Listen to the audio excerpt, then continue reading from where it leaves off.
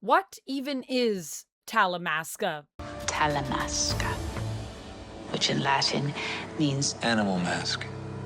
Welcome back, everyone. We're here to talk about Talamasca, the Secret Order, which is part of the Immortal Universe. And weirdly, even though this is called Anne Rice's Talamasca, the Secret Order, I would argue that this is really nothing like what I recall from the Vampire Chronicles in terms of Talamasca. We're going to talk about where I think this is going, why I think it could be really important for Interview with the Vampire Lestat, basically the Vampire Chronicles, and even the Mayfair Witches. And we're also going to discuss just my thoughts on it as a show as it is, regardless of it being anything connected to Anne Rice or the Immortal Universe. When it comes to the Talamasca that we know from Queen of the Damned, which, yes, I do own a copy of Queen of the Damned that has the movie cover. There are some characters in Queen of the Damned that we know from the Talamasca that are simply not here. Let's do a roll call, shall we? David Talbot, Superior General of the Talamasca. Present? No, not present. Not here at all. How about Jesse Reeves, a member who has psychic abilities, who is part of the Talamasca. Also not present. Instead, we have Guy, a new recruit who has psychic abilities, and Helen, who seems to be somewhat in charge, but also is kind of doing her own thing at this time. In fact, everyone in this show is kind of doing their own thing. Does anyone actually work for the Talamasca?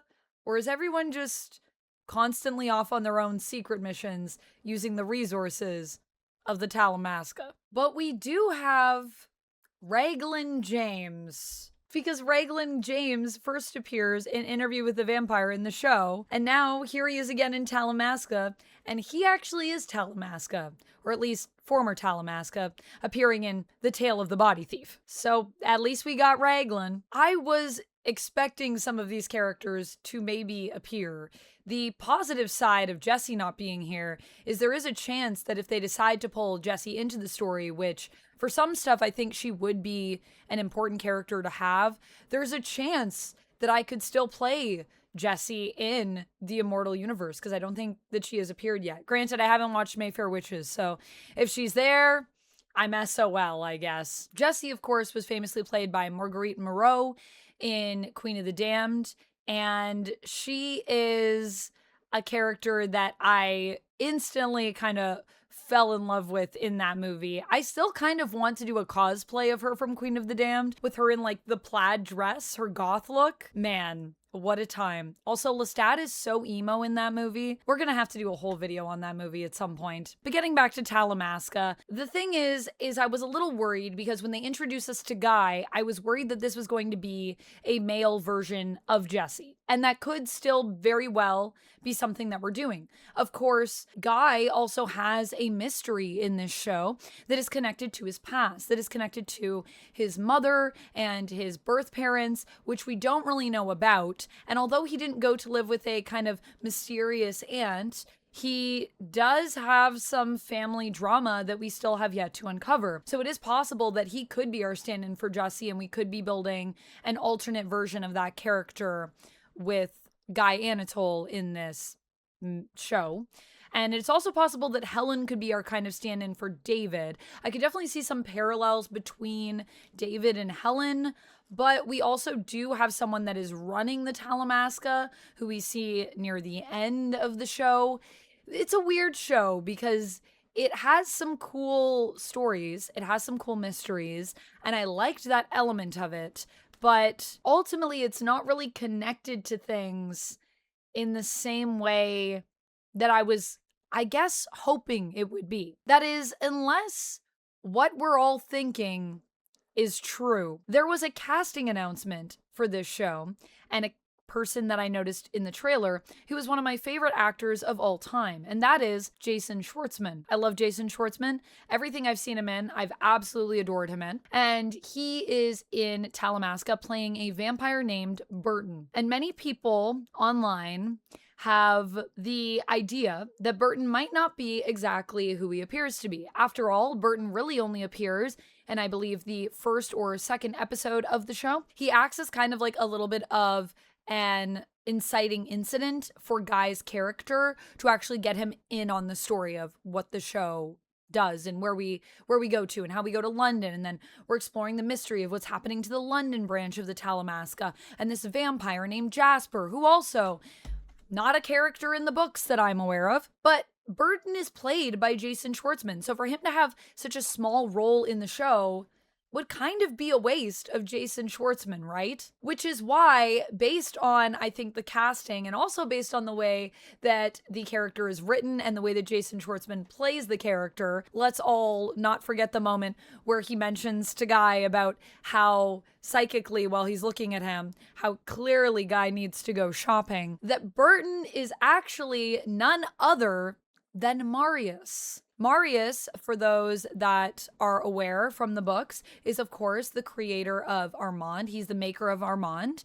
He turned him, and he also has a bit of a past and a bit of a relationship and connection to Lestat. So Marius is a very prominent character. Also, the keeper of Akasha and Ankle, who of course are the queen and king of the vampires, who we come to know a lot better in Queen of the Damned. So the question is that the case? We still don't know. I was thinking that if that was the case, that there would be some kind of reveal of that near the end of the show, but we never got that. However, this wouldn't be the first time that we've done something like this in the Immortal Universe. Obviously, with Armand, he was never really introduced to us as Armand. He was introduced to us as the servant, the right-hand man of Louis. So it's possible. I definitely think personality-wise, there is a big match there.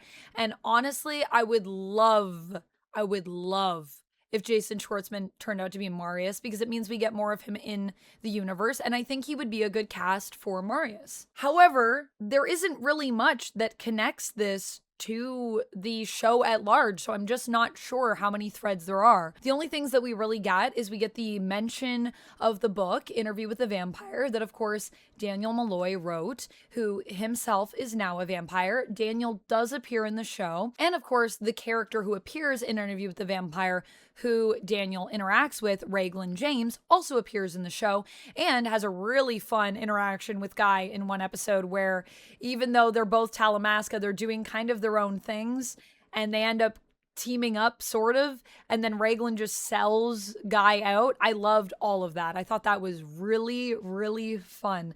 And I will say, I really like the character of Raglan James. What this show seems to be doing is telling its own story, mainly connected to Guy and his exploration of his own family history, but it also allows us to see a little bit more into the Talamasca and how it operates. And what I think the show does really well is showcasing how the Talamasca is not really an order that everyone is a part of because they're working to some kind of unified common goal.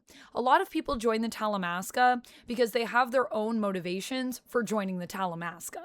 And that is something that I loved about this series. So while there are key characters missing and key bits of story from the books that are just completely missing as well, I think overall this is a pretty fun mystery that we get to go on. I liked following Guy's journey. I like him as a character. I really like the actor. I think he does a really good job. And I think the acting in this show in general is quite good. Now, granted, how it all connects back to what we're building, I still have yet to see. But I think what they're trying to do with season 1 of the show is just set up the organization so that when we do get to Queen of the Damned eventually, after we go through the Vampire Lestat, they're basically planning ahead for when this book comes into play so that we know who the Talamasca is and it's not just some random order that shows up if you've been watching everything in the Immortal Universe, which I think could be cool. It just really depends on how they want to weave this story in with the main story that we have in kind of the Vampire Chronicles world, and then how they want to weave that in potentially with Mayfair Witches as well. As I've said before, I haven't really read the Mayfair Witches books. I've only really read about Mayfair Witches through the Vampire Chronicles.